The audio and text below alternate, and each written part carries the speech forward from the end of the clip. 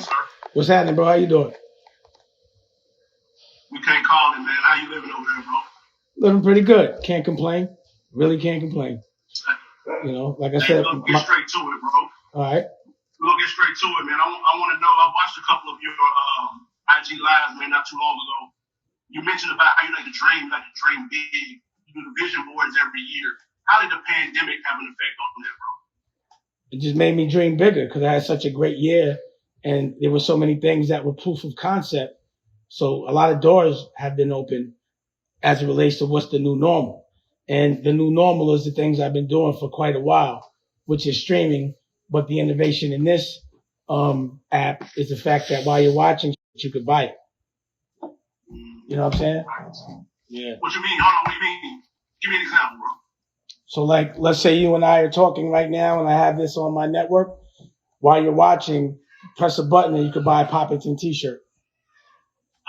That's hard. Yeah. It's about independent thinkers. It's about freeing us from the patterns that have been put in our face our whole life. This is about showing us what's the truth logically and putting that pattern in our face. And the truth is, we're number one. We run the world because culture is run by us and culture runs the world. So why should we give it to them and buy it back from them? I don't understand that. So that's what this network is about. And then also having authentic stories told by the people whose stories they are. So in the television world, you got to go to a white production company, give them your story so they can sell it to a network, and you just get a fee. You get no residual income. So in this respect, if you're a storyteller and I make your story, you're a partner with me. You're going to make residual income, and the story will be told the way you want it told, not the way they want the story told, where we're dysfunctional and, you know, they try to make legends look like they fucking clowns. Yeah, and in that same, what you say, how do you cut through with the story that you want to tell? I tell how do it. you stay away from the chatty patty stuff, the term that you coin? Like, how do you stay away from that, do what you want to do, and still make that impact that you want to make? By doing what I want to do and staying away from it. You know what I'm saying? Like, when you're the boss, I get to pick and choose who I want around me. If I don't like you, I fire you. That's that. You know, other than that, we around each other because we like each other. So I get to curate who I want to be around. They have to be like-minded, you know, and my work got to be good. It don't matter. Like, you know, since when did the drug addict love the drug dealer? He just loves the drug. He'll stand in line for that drug. He hates the drug dealer. The drug dealer talks to him any way he wants. You know, get online. No singles. You know what I'm saying? But I'll be online as long as that work is good. As long as I'm getting high, I'm good. You know? So all the other bullshit don't matter. I'm not in the world of chatty patty. Chatty patties are motherfuckers that ain't got shit, that are talking about other people's stuff to overcompensate. So I'm not around people like that. I'm only around innovative people that want to win. You know what I'm saying? So my circle is different. So instead of sitting around talking to people that are insecure, you know, I'm talking to the OSG. That's 90 black principals. I'm talking to senators like Senator Eddie Milton and Congressman Carton and bishops like Bishop Pannell and doctors like Dr. Chris. I'm talking to therapists like, you know, Taj from the West Coast and Melody on the East. You know what I'm saying? So I've leveled up the people I have around me.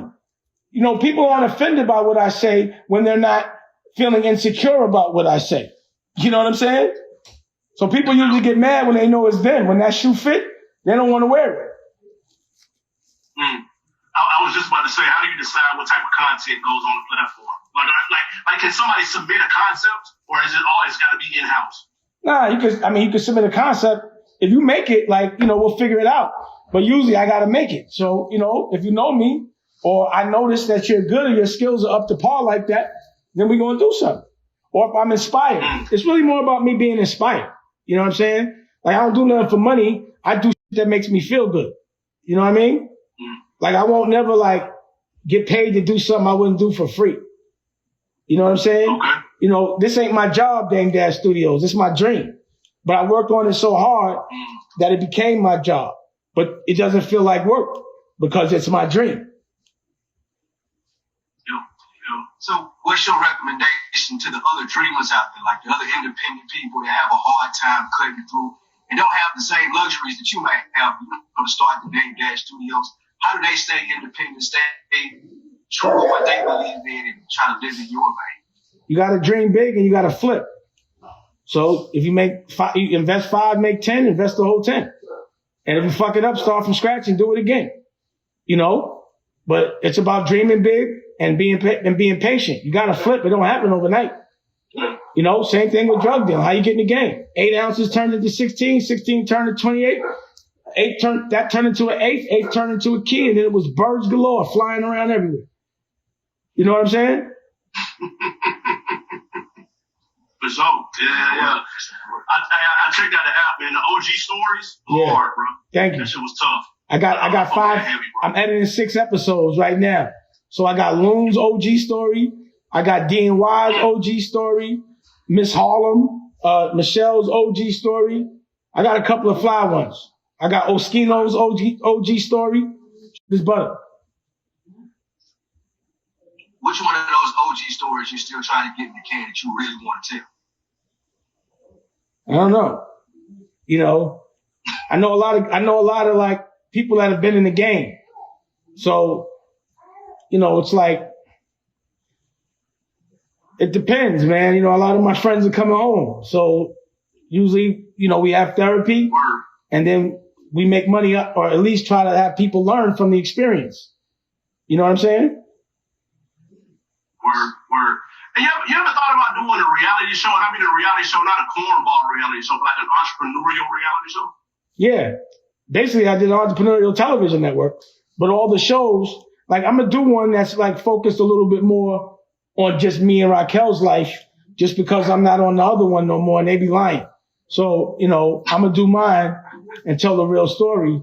But basically, you know, my whole life is really documented. I just don't monetize it as much as most, you know, but I'll do it. It's funny because if my whole family stuck together, it would be real ill. Yeah. Are you familiar with the Prophet? I'm familiar with Prophet. But yeah, I think Prophet is money, but you know, Prophet. But I think I heard of it. Nah, we broke up with Canadian. Oh, I said I'm familiar with Prophet. Now go ahead.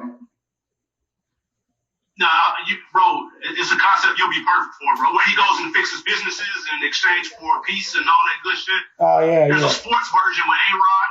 Oh yeah, they called me for that. There's a sports version with A-Rod. They called me for that. That need to be you, bro. Yo, they called me for that. They called me for that.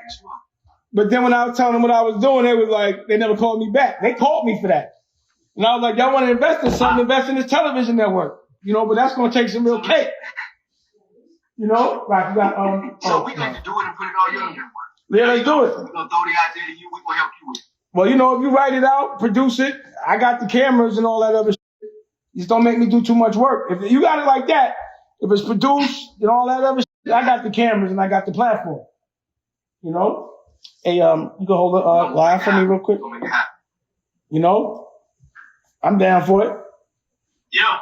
Remember I did the Ultimate Hustler for BET. I did the Ultimate Hustler years ago. That's true. Yeah. That's true. I had good ratings, but I was making people too smart. Yeah, I'm going to do that. But, you know, again, it's funny because it was on BET, which is not owned by nobody black.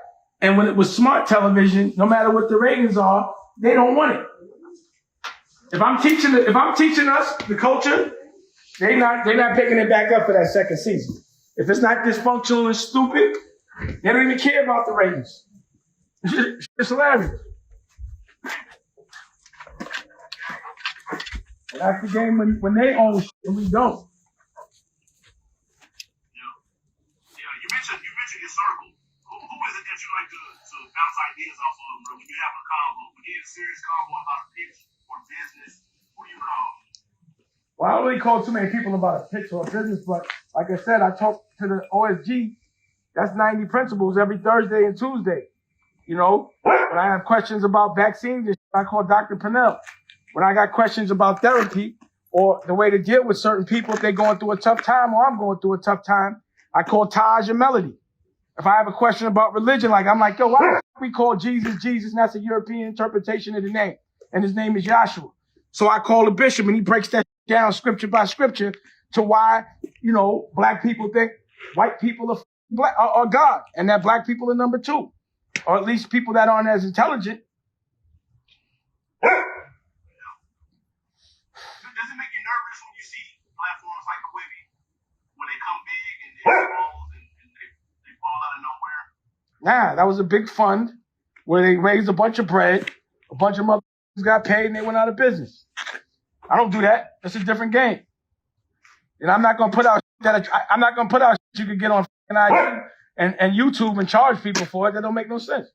But it makes sense because that game of raising money, whether the business goes whether the business goes kaput or not, everyone still gets paid salaries, and whatever money got exchanged, you get a little piece of that. So somebody made money, but they went out of business. And you were talking about a Netflix business model, but one of yours as compared to Dame Dash Studios' business model. Share a little bit more about how you're different and more sustainable in what you're doing. Well, number one, I'm selling things, and Netflix, they're doing all right, but in the beginning they almost went out of business because they were licensing as opposed to making their own original content, which gives you no residual income. So I never wanted to rent somebody else's work and then give it back to them and not make money off it. For that same money, I make my own, and then I get residual income moving forward. Would you be open to licensing now with other individuals? I would do some type of profit split, but I'm not paying for it. That's fair. I get it. Now, switching gears a little bit, number one, congrats on the engagement and congrats on the logo. I saw you having the Fresh Air Forces already, too. You started them off early. I respect it. And he got his own clothing line, Baby Dusko. Word. So, right, let me see where he at. He over here somewhere running around. Hold on. He might be. He ain't gonna never know life or world without having a business of his own. So he already started to stand for what he needs to be in the bed and sleep. Oh, here's Rocky. He'll show you a ring. Yeah, we just got engaged. Nice. And let me show you. Thank you. Let me find Baby Dusko. Oh yeah, she's launching her cooking show, her second season in a couple of weeks. And 3rd season, don't blame me. Oh my bad, third season. She's launching her 3rd season in a couple of weeks, so she'll be going on the next one for that. She did 2 books. She's working on a kid's book and a syllabus. Oh, here you go. From the womb to the 3rd grade. Okay, go ahead. Here you go. Look at a little fly guy. Here you go. See? You got that. You got the socks on, the DD socks. Oh yeah, look. And then look, here's this. You see, you got a little DD, his onesies. So you can buy those at Studios or at puppeton.com. You know what I mean? Hell yeah. Am I? I'm with the moms. I've always been a visiting dad, and I never really got to cut that cycle that, I had to go through for my kids. And my job is to make sure my kids don't have to go through the same pain that I went through. But the pain of my parents breaking up was the most painful thing for me as a young kid. And I haven't been able not to give my kids that very same experience. So this is the first one where I'm really breaking the cycle. You know what I'm saying? Word. Here, look. Hey, Nicolette, look. That's the site? Yeah, it's the site right here. Hey, go to the shopping. So you go. I don't know why I look like that. Okay. And then we go to shopping. And then I can show you all the magazine and all that. You got magazines, book, get shopping right there.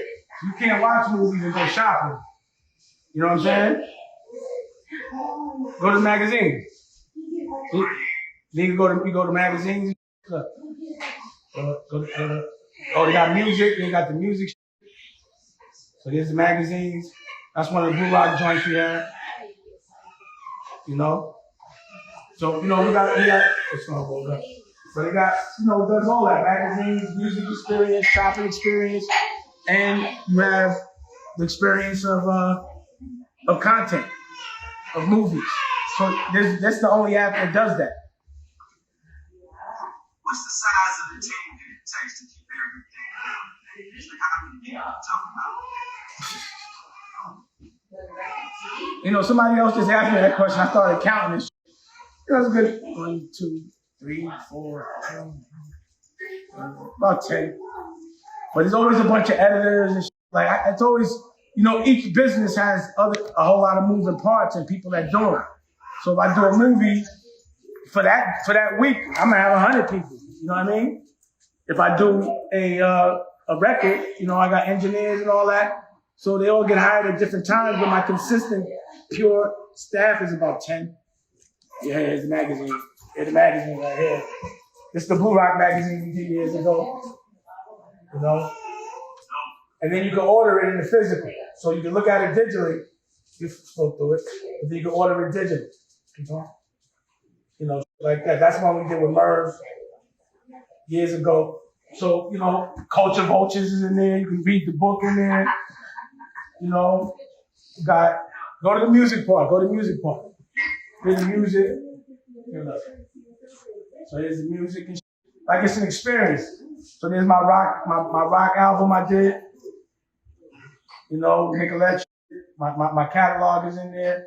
So we need more in the catalog. You know, but and then and then yeah, I got where's Black Rock at? You gotta put Black Rock out in there. Yes. The Black King. Transcript. Yeah. So you know, when you first launch an app, you know, at first I was using Vimeo's white label, which a lot of people use. But I didn't have control of the data. They was treating me like shit. And it didn't do all the things I wanted. And I'm paying them. And they weren't good partners for me. So, or to me, they didn't treat me with the respect I felt. I ain't like it. And it's crazy because I feel like I put them on. You remember I put out Honor Up or those side ends. Like you got to think about the way movies are coming out now. I did that 3-4 years ago where I would put it out in the theater and put it out on streaming same day. You know? And you could also, and I was the first person to put movies out through Vimeo. So I'll go to them and say, yo, make a white label for me so you could do a streaming service. And they have a whole business model. But they, you know, again, it didn't do all the things I wanted to do. And I had to build it myself. But when you build something, there's maintenance with that. You know what I mean? So building an app, sometimes I wouldn't advise it, but sometimes you got to do it yourself. But do understand there's a lot of maintenance that comes with that shit. They don't just work. It's harder to build the app than it is to build a building. Do you ever get tired of the hassle, the stress, and the overhead, maintenance, doing it? Do you ever feel like sometimes it's easier to get somebody else doing it? Take it around? To be honest, bro, like I've made enough money where I don't really have to do anything, you know? Really, you know what I'm saying? Like if I wanted to live a regular millionaire life, I could just sit back and chill. But again, these are my dreams.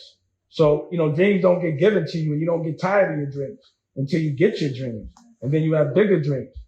So, you know, I've never held no bread. I'm not about that. I'm about putting it into my dreams and living until I can put up enough that I can look at it.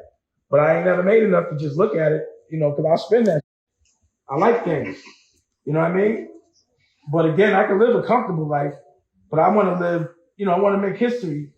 And that's what makes me feel good. If you want another amazing video with the one and only Dame Dash, check it out right there next to me. I think you'll enjoy it. Continue to believe, and I'll see you there.